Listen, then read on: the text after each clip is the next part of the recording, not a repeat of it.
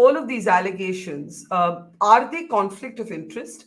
Or, as Sucheta Dalal argued in an interview with me, hypocrisy, because she said as SEBI chief, Madhvi Puri Butch has investigated other companies for far less egregious allegations than she is facing today.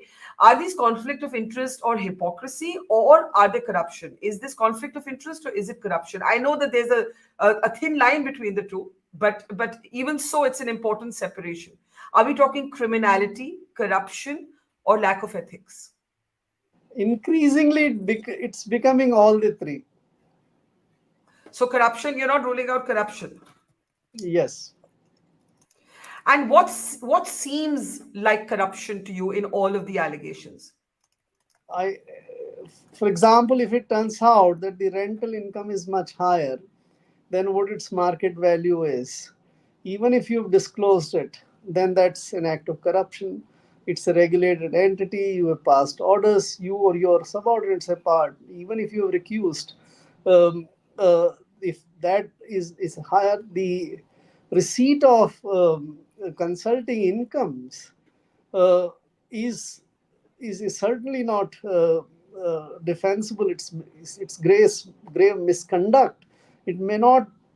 I think it is criminality also, but it is grave misconduct.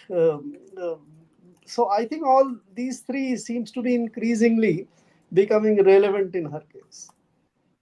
Is it your instinct that she'll resign before the PSC actually calls her? Because today there is news that the PSC is planning to call her.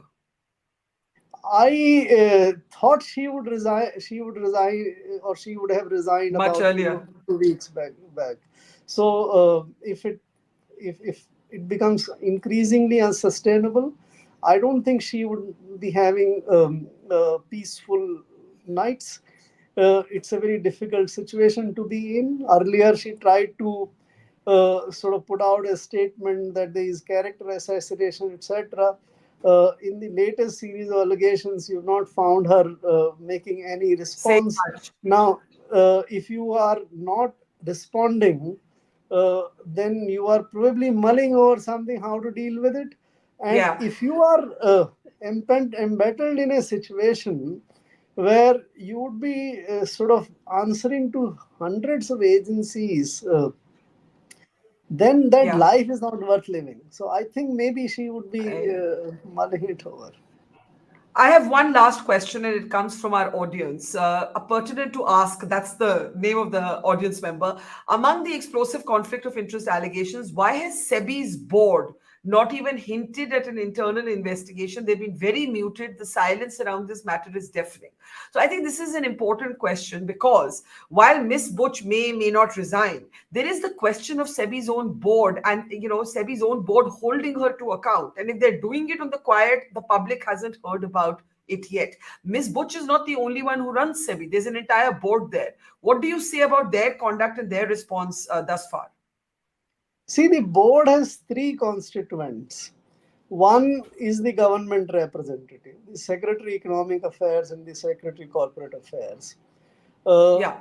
in situations like today, it appears that they have decided to go completely by the government's line of approach on this issue, and they are not exercising their independent responsibility as they are normally supposed. So they have become literally neutralized, in my judgment.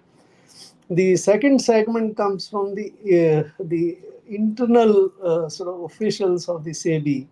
So a Yeah. couple of executive directors are the members of the board. That is the second segment. They are normally, by their internal discipline and all, not likely to act um, in a manner unless there is somebody audacious enough. We have had one gentleman earlier in the SEBI who had complained against the chairperson of that time and had taken that battle. So there are very few such internal candidates or internal board members. And the last one is, I think there are only two at this moment, or one, who are independent from outside. There is, by the way, one RBI guy also, who I would put in the same bracket as the government two representatives. So the third one, which is who represents the outside, who is neither the internal SEBI candidate or from the government.